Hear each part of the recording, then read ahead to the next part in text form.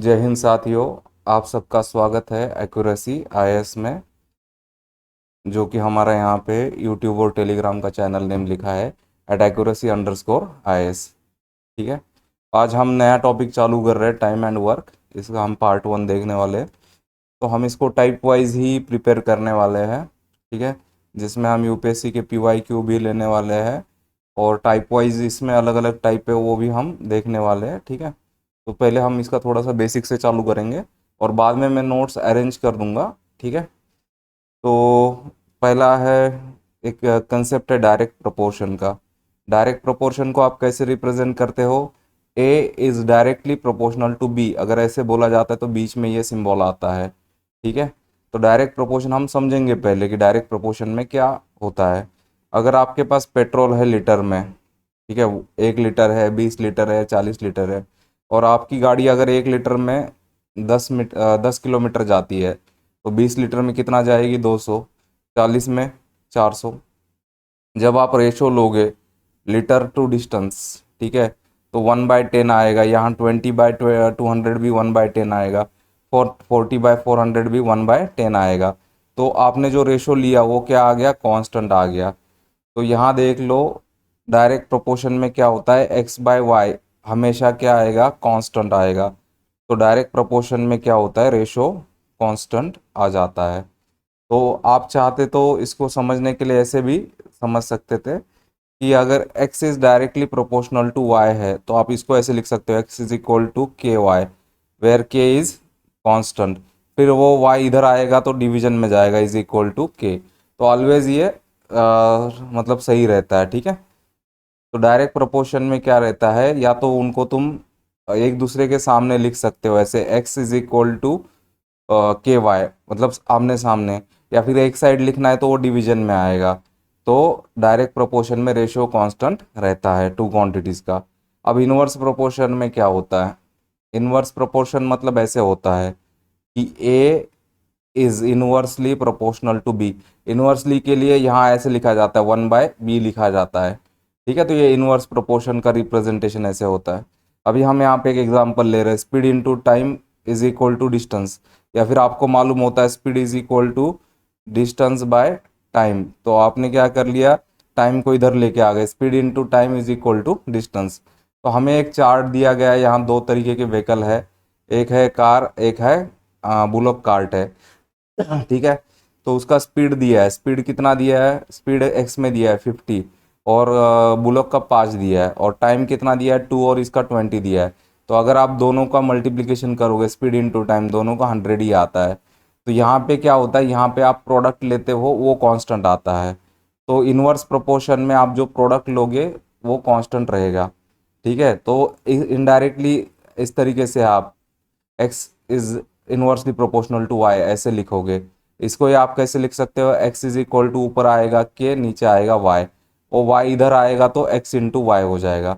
तो inverse proportion में आपका प्रोडक्ट कांस्टेंट होता है। देखो, अगर अपोजिट साइड लिखना है तो x इधर लिखोगे, इसको डिवीजन में लिखोगे, लेकिन अगर सेम साइड लिखना है तो दोनों प्रोडक्ट में आ जाएंगे वो। ठीक है। तो ये हमें इसलिए ज़रूरी है क्योंकि वर्क में क्या है ना, वर्क में कुछ टर्म्स डायरेक्ट और इनवर्स प्रोपोर्शन में आती है। तो हमें समझने के लिए डायरेक्ट क्या होता है, इनडायरेक्ट क्या होता है, उसके लिए बस ये बेसिक कराया। ठीक है।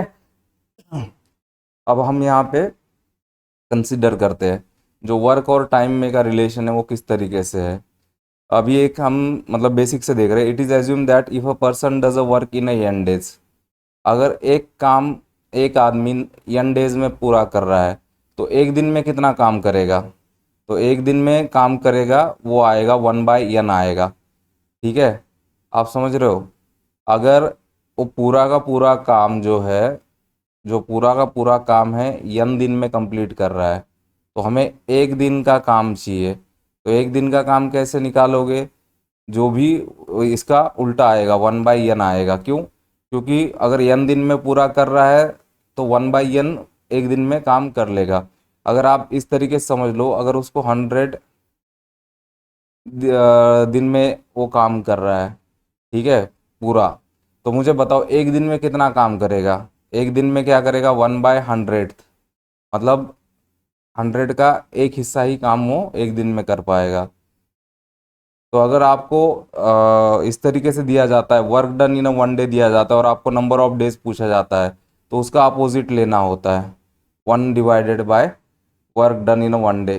क्योंकि यहाँ क्या है, यहाँ पे वर्क डन और जो डेज है वो एक तरीके से इन्वर्सली प्रोपोर्शनल है। ठीक है, आपकी जो इफिशियंसी होती है वो इन्वर्सली प्रोपोर्शनल होती है टाइम से। अभी तो हमने ऊपर देखा है ना कि इन्वर्सली प्रोपोर्शनल में क्या आएगा, ऐसे आएगा, या फिर क्या आएगा, इन दोनों का प्रोडक्ट क्या आएगा, कांस्टेंट आएगा। सो हम इस तरीके से आगे यूज़ करने वाले, एटी एक तरफ रहेगा इज इक्वल टू कांस्टेंट। तो efficiency is inversely proportional to time. तो ये भी एक रिलेशन है जो कि आपको याद रखना है। ठीक है, when x person complete work in a d days, one person complete work in a x d days, तो वो एक तरीके से आपका मल्टीप्लाई हो जाएगा। ठीक है, अब हमें क्या करना है, हमें यहाँ पे एक रिलेशन देखना है कि कौन किस पे डिपेंड करता है। तो हमें वर्क रिलेटेड प्रॉब्लम में, टाइम और वर्क रिलेटेड प्रॉब्लम में तीन एलिमेंट ज़्यादा इंपॉर्टेंट होते हैं। पहला होता है नंबर ऑफ पीपल, दूसरा होता है टाइम, और तीसरा होता है अमाउंट ऑफ वर्क डन। तो आपको यहाँ पे समझना पड़ेगा कि जो नंबर ऑफ पीपल है वो directly proportional to amount of work है। अगर एक इंसान है, ठीक है, अगर आपको 100 बोरियां या मतलब 100, आपको ये समझ लो 100 बैग्स उठानी है, तो एक इंसान को 100 बैग्स उठाने में ज़्यादा टाइम लगेगा। ठीक है, उसके बजाय अगर 100 इंसान होंगे, एक एक बैग उठा रहे, तो वो क्विकली उठा लेंगे। तो ये आपको या समझना है, यहाँ पे ये डायरेक्टली प्रोपोर्शनल है। Number of people are directly proportional to amount of work done. ठीक है, अब देखो, अब नेक्स्ट रिलेशन है number of people are inversely proportional to time. मुझे बताओ, अगर अकेला इंसान है और उसे 100 बैग उठाने हैं तो उसको टाइम क्या लगेगा, ज़्यादा लगेगा। और 100 इंसान है, एक एक बैग उठा रहा है, तो टाइम कम लगेगा। तो number of people is inversely proportional to time. तो ये बन गया आपका और एक रिलेशन। और आपका है time spent on work directly proportional to amount of work done. मतलब आप जितना ज़्यादा टाइम दोगे किसी भी काम के लिए, उतना ज़्यादा वो काम बनेगा। तो ये तीन रिलेशन बनते हैं। ठीक है, अभी हम क्या कर रहे हैं, अभी हम सिंपल टाइप देखने वाले हैं, जिसमें आपका जो वर्क डन है, वर्क डन क्या है आपका, नंबर ऑफ पीपल से डायरेक्टली प्रोपोर्शनल है। ठीक है, और डायरेक्टली प्रोपोर्शनल है रेट ऑफ वर्किंग से और अमाउंट ऑफ टाइम से। अब देख लेना, ये जो नंबर ऑफ पीपल और ये जो रेट है या जो टाइम है, ये मल्टीप्लिकेशन में है। तो ये जो मल्टीप्लिकेशन में है ना, एक साइड में ये नंबर ऑफ पीपल, ये टाइम, ये एक तरफ है, तो ये मल्टीप्लिकेशन में तो एक दूसरे के इन्वर्सली हो गए। और ये वर्क डन के ये सामने है, तो ये सारे वर्क डन के साथ क्या है, डायरेक्टली प्रोपोर्शनल है। ठीक है, तो इस तरीके से कंफ्यूज नहीं करना है, हमने ये सबको एक साथ मिलके यहाँ लिखा है, रिप्रेजेंट किया। ठीक है, work done is equal to number of people multiplied by rate of working into amount of time. तो समझने के लिए क्या किया मैंने, वर्क को W से लिया है, नंबर ऑफ मेन को N से लिया है, रेट आवर्स पर डे को R से लिया है, और नंबर ऑफ डेज को D से लिया है। तो अगर मैं पहले केस लेता, मतलब पहले केस में इतने लोग थे और दूसरे केस में इतने लोग थे, तो मैं क्या कर रहा हूँ कि दोनों केसेस का मैं यहाँ पे डिवीजन ले रहा हूँ। ठीक है, या रेशो ले रहा हूँ। तो W1/W2 मतलब पहले केस का डिवाइडेड बाय दूसरे केस का। ठीक है, इस तरीके से। और यहाँ पे इनका मैंने अलग अलग रिप्रेजेंटेशन दिया है। तो हम जो पहले क्वेश्चन देखने वाले वो इस सिंपल टाइप के देखने वाले हैं। ठीक है, तो यहाँ पे हम जितना हो सके उतना हम फॉर्मूला बेस्ड बनाने वाले इसको। देखो, अभी पहला क्वेश्चन क्या है, 24 कंटेंट राइट ऑथर्स है, मतलब ये क्या किया, नंबर ऑफ पीपल दे दिए, working for 9 hours a day, तो ये रेट दे दिया आपका R1। ठीक है, और can author a test of 180 question, तो ये टोटल वर्क हो गया 180 क्वेश्चन, और इन 8 डेज, तो ये आपका D1 हो गया। तो देखो, N1 24 ऑथर, R1 आपका रेट है 9 आवर पर डे, W1 है 180 क्वेश्चन, D1 है 8 डेज। ठीक है, अब आपको बोलो, पूछा how many less or more days are required by 16 authors. तो 16 ऑथर हो गए N2। ठीक है, 10 आवर पर डे, तो रेट 10 आवर का है, और टेस्ट के 150 क्वेश्चन है, तो हमें D2 निकालना है। तो हमारा फॉर्मूला ये है, W1/W2 is equal to N1/N2 multiplied by R1/R2 multiplied by D1/D2। तो अभी मैंने क्या किया, मैंने यहाँ पे सबके वैल्यूज रख दिए। ठीक है, 180/150, 24/16, 9/10, 8/D2। तो अभी मैंने क्या किया, इसको 3 से डिवाइड कर दिया है, 6/5 आ गया। ठीक है, और यहाँ पे भी सिंप्लीफाई कर लिया, ये 3/2 आ गया, 9/10 एज इट इज रखा, 8 एज इट इज रखा। अब ये D2 है, बस ये इधर जाएगा, तो इधर जाएगा तो ये आएगा मल्टीप्लीकेशन में। अब ये 6/5 है, इधर आएगा तो 5 ऊपर जाएगा, ये देखो 5 ऊपर आ गया, 6 नीचे आ गया, बाकी एज इट इज लिखा हुआ है। ठीक है, तो अब देख लो यहाँ पे क्या किया आपने, आपका ये 3 है, 3 से आप इसको डिवाइड करोगे तो 2 आएगा, फिर आपका ये 5 है, 5 से इसको आप डिवाइड करोगे तो आपका यहाँ पे 2 आएगा। तो नीचे देखो 2 2 2 कितनी बार है, 3 बार है, तो ये 8 हो गया, तो ये कैंसिल हो गया, तो आपका D2 आ गया 9। तो आपको एडिशनल डेज पूछा है, आपको एडिशनल डेज पूछा है। एडिशनल डेज कैसे निकालोगे, देखो D2 को लगे 9 दिन और D1 को कितने दिन लगे थे, D1 को लगे थे 8 डेज। तो 8 से 9 कितने से बड़ा है, 1 से बड़ा है, तो एडिशनल 1 दिन लगेगा, एडिशनल यहाँ पे 1 दिन लगेगा।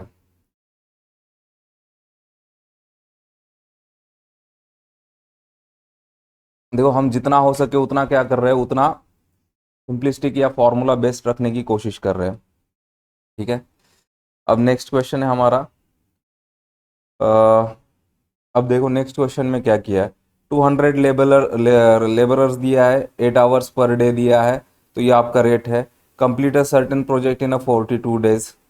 अब देखो आपको क्या किया, if number of labourers reduced by 20%, देखो ये वर्ड्स है रिड्यूस्ड बाय, तो ये रिड्यूस्ड बाय का मीनिंग क्या होता है ये आपको समझ में आना पड़ेगा। ठीक है, number of hours increase by 20%, number of days in which project completed becomes 2/3 of itself, what is a proportion of original project gets completed।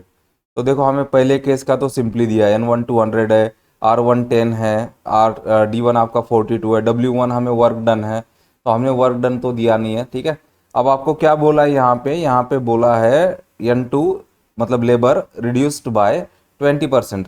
तो रिड्यूस बाय 20% का मतलब क्या होता है, ओरिजिनल में से 20% कम करने हैं।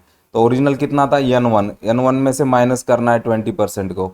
देखो जहां बाय आएगा ना तो उसका मतलब होता है माइनस करना, रिड्यूस्ड बाय का मतलब होता है माइनस करना। ठीक है, तो आपका N1 है, उसमें से माइनस 20% कर दिया N1। ठीक है, तो N1 माइनस ये 20% को लिखोगे 20/100, तो ये आपका N1, ये आपका आ जाएगा N1 माइनस 0.2। आप एग्जाम में ना, एग्जाम में आप इस स्टेप पे डायरेक्ट आ सकते हो। ठीक है, तो यहाँ पे मैंने आपको ये डिटेल करके दे दिया है। तो N2 is equal to bracket में आएगा 1 माइनस 0.2 N1, या फिर आप चाहते तो इसको ऐसे भी लिख सकते थे 0.8, इसको आप डायरेक्टली भी लिख सकते थे 0.8 N1। ठीक है, तो आपको समझ में आया, इसके लिए मैंने उतना डिटेल में करके दिया है। ठीक है, तो रिड्यूस बाय 20% मतलब कितना बचता है, 80% बचता है, 80% मतलब 0.8 N1। ठीक है, तो 0.8 इंटू 200 160 हो गया। उसी तरीके से आपको R2 दिया है, रेट आपका 20% से इंक्रीज किया है, तो यहाँ पे क्या होगा, R1 प्लस 20% R1 आएगा आपका। ठीक है, तो उसको ऐड करोगे तो ये आपका हो जाएगा, यहाँ पे ये बीच का कैलकुलेशन आप देख लेना, 1.2 हो जाएगा, 1.2 इंटू 10 आपका आ जाएगा 12।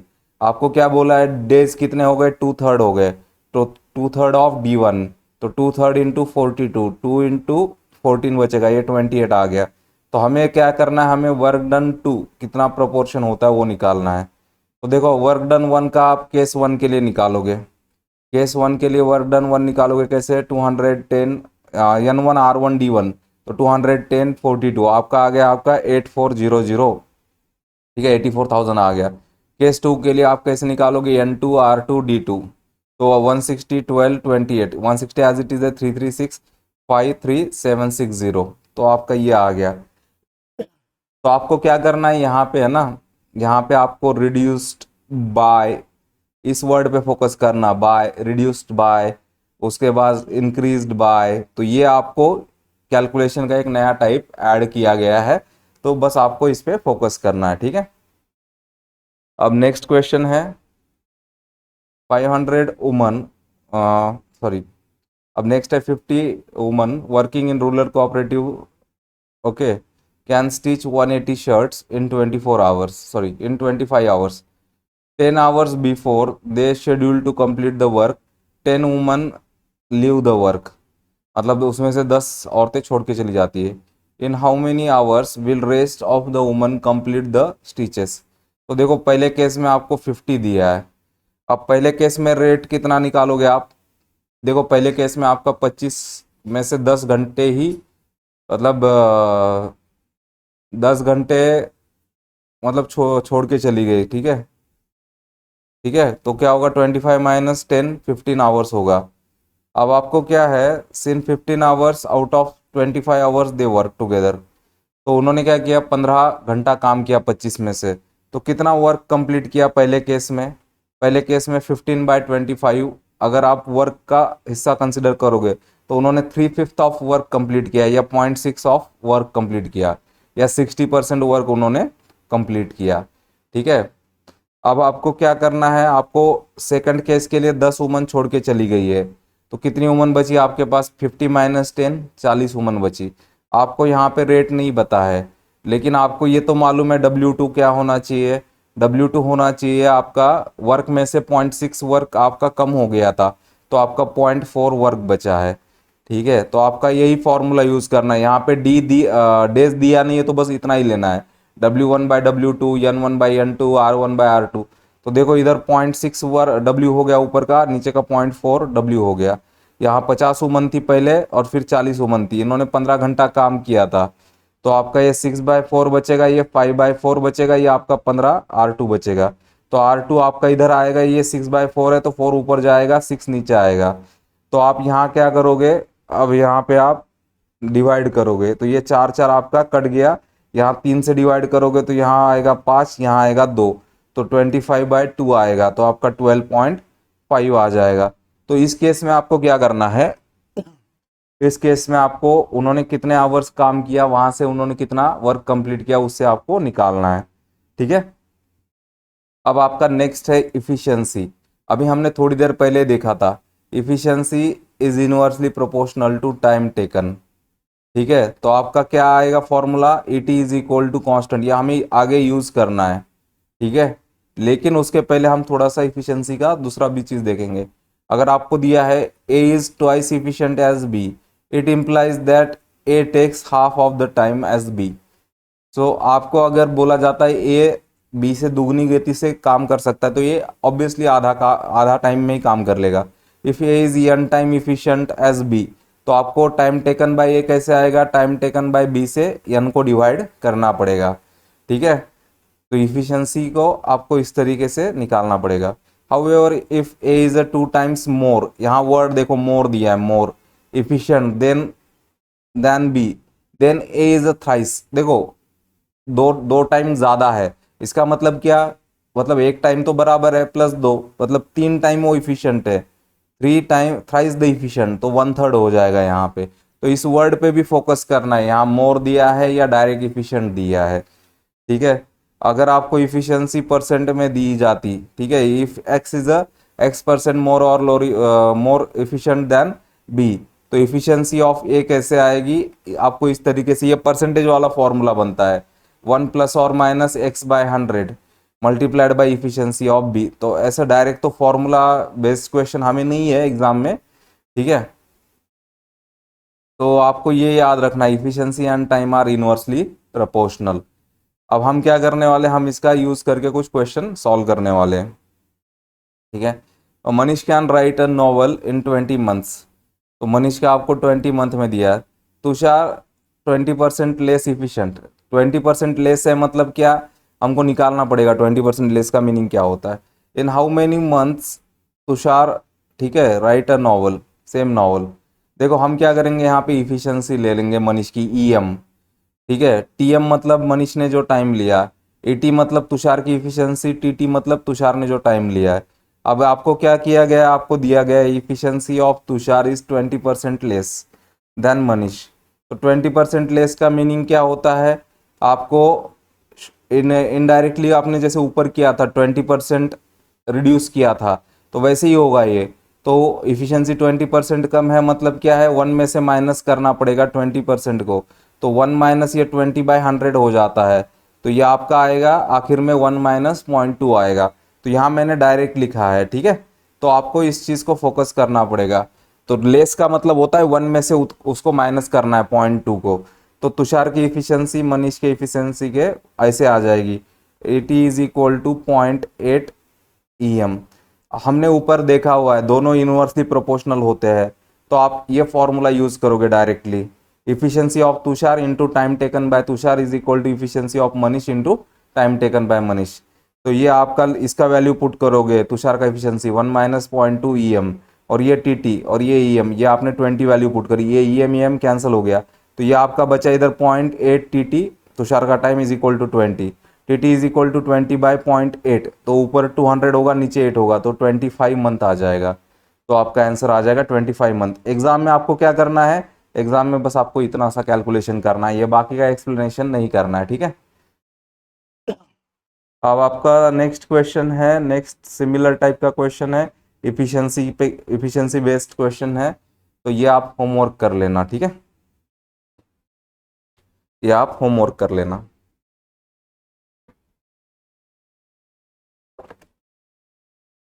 देखो हमारा मेन फोकस है टाइप कवर करना, ठीक है। अब नेक्स्ट क्वेश्चन है unit work and assumed work, ठीक है। अभी हमने एक्चुअल जो वर्क वाले जो लेंदी क्वेश्चन है अभी तक हम वहां तक गए नहीं है, अभी हम बेसिक टाइप ही चालू कर रहे हैं पहली। तो हमने ऊपर तो देखा हुआ है कि आपका जो अगर वर्क डन करने के लिए आपको अगर n डेज लग रहे हैं, तो आपका एक दिन का वर्क डन आता है 1/n आता है, ठीक है। और अगर आपको वर्क डन दिया है तो नंबर ऑफ डेज कैसे निकालोगे, 1 divided by work done per day. तो एक दिन में आपने जितना काम किया उसको मतलब उससे एक से डिवाइड करोगे। अब देखो एक सिंपल क्वेश्चन दिया आपको, Jaidev completes 1/3 of work in 1 day, 1/3 of work एक दिन में किया, in how many days completes 4 times the work. देखो एक दिन का काम आपने किया 1/3, तो आपको निकालना है number of days to complete work 1/, ठीक है, 1/, work done in per day. तो ये देखो ये 1/, ये आपका 1/3 है, ठीक है, तो 1/3। तो आपको एक चीज याद रखनी है इस टॉपिक के लिए, ये न्यूमरेटर हमारा क्या है इस केस में 1 है, हम उसके उसके डिवीजन में क्या डाल रहे हो, उसके डिवीजन में हम जो भी चीज डाल रहे हो फ्रैक्शन में है, A/B है, ठीक है, तो A/B है। तो ये देखो ये न्यूमरेटर था, ये डिनोमिनेटर है ये वाला, और ये उसका डिनोमिनेटर है, तो डिनोमिनेटर का डिनोमिनेटर ऊपर आ जाता है। तो आपका आंसर कैसे आएगा, कभी भी याद रखना अगर आपको इस तरीके से दिया गया है 1 डिवाइडेड बाई A/B, तो आपका ये हो जाएगा B/A हो जाएगा।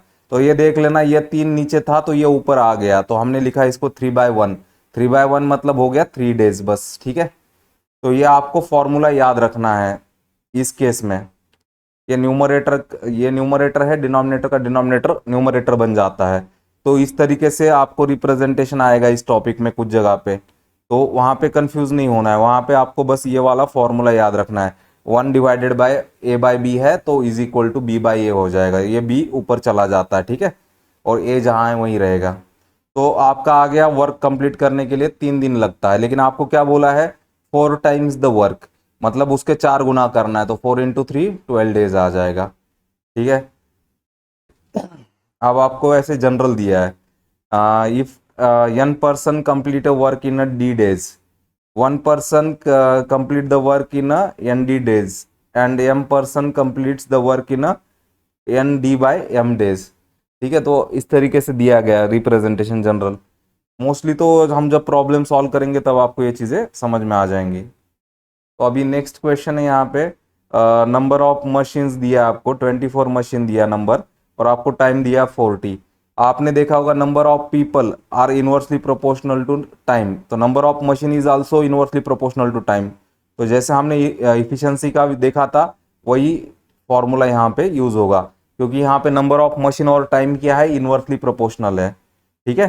तो बस आपको इस चीज को याद रखना है, ठीक है। तो ये फॉर्मूला है इनवर्सली प्रोपोर्शनल की वजह से। तो आपका N1 24 मशीन है, T1 40 है, N2 30 है, आपको T2 पूछा है, तो ये फॉर्मूला से आप ये कैलकुलेशन देख लेना। बस आपको ये फॉर्मूला क्यों आया है वो याद रखना है, इनवर्सली प्रोपोर्शनल है, बाकी कैलकुलेशन आसान है।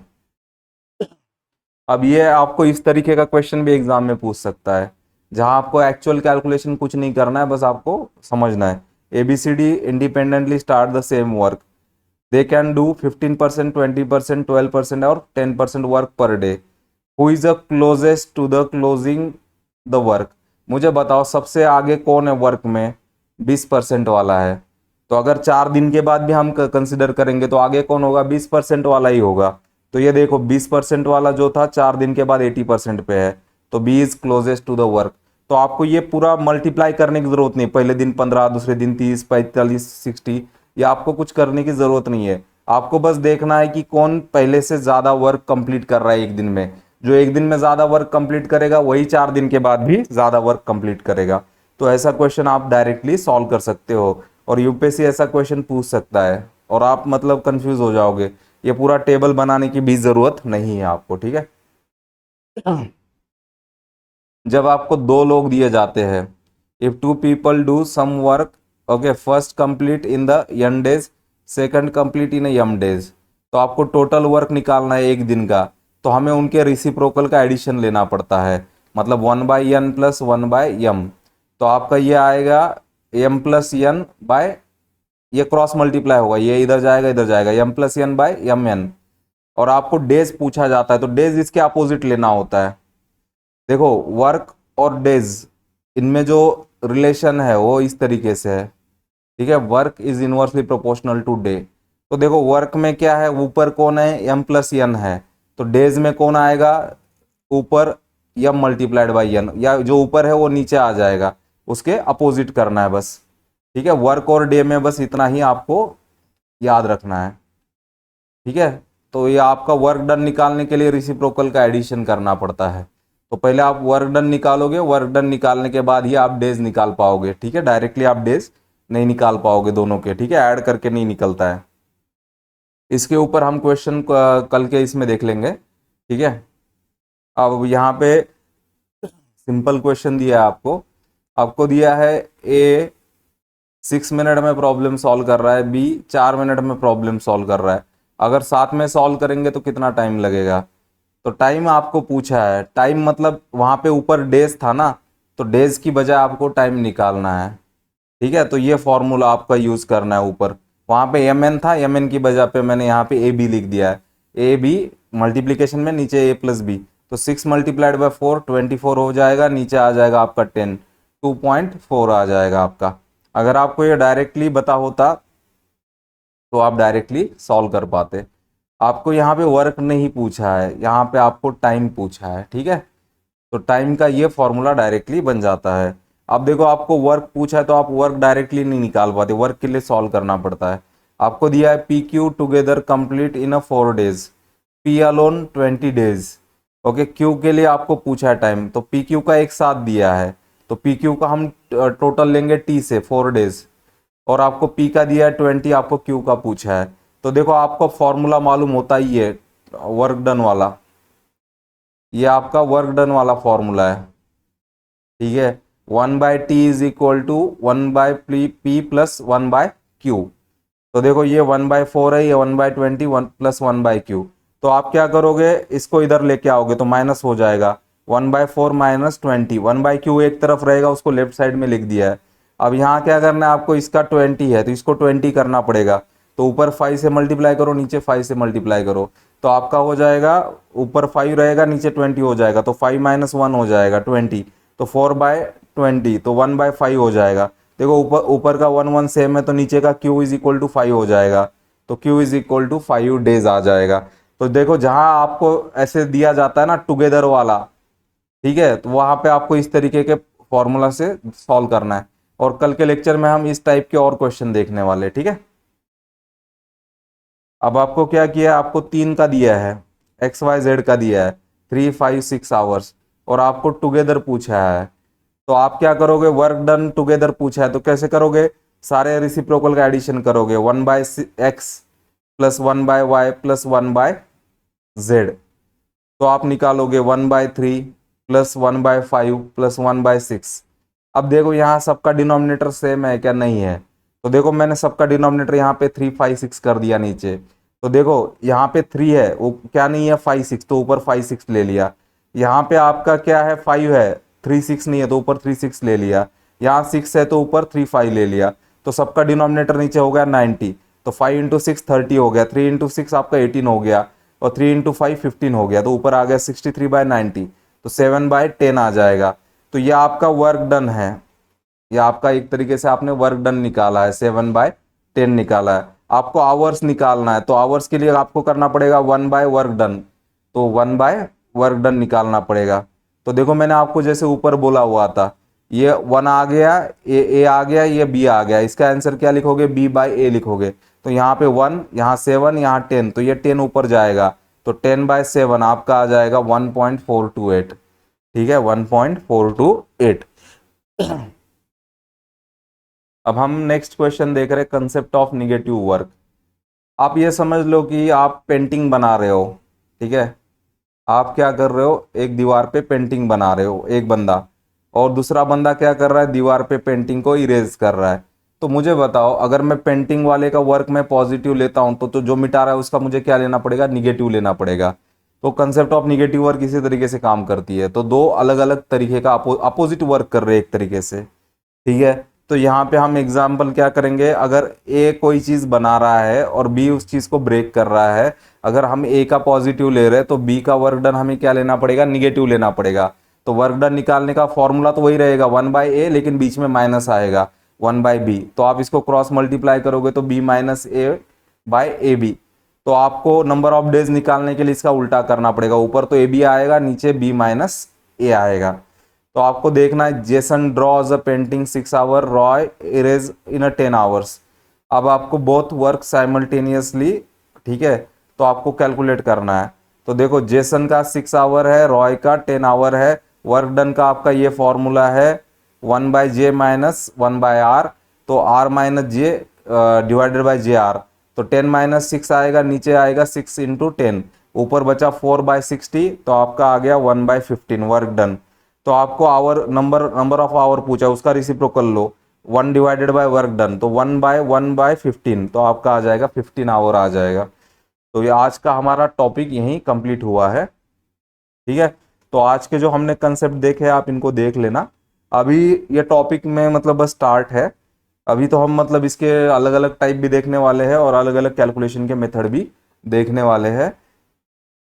तो अगर आपने हमारा जो चैनल है, हमारा चैनल का नेम है @accuracy_is, यही यूट्यूब का हमारा चैनल नेम है और यही हमारा टेलीग्राम का चैनल नेम है। अगर आपने यूट्यूब पे सब्सक्राइब नहीं किया तो आप सब्सक्राइब कर देना, ताकि आपको मतलब वीडियो का लिंक का अपडेट आ जाए। और टेलीग्राम पे इसी का PDF नोट्स होता है, जैसे मैं पार्ट वाइज पढ़ा रहा हूँ तो पार्ट वाइज ही अपडेट होता है। तो आज का वीडियो हम यही कंप्लीट करते हैं। Thank you for watching accuracy.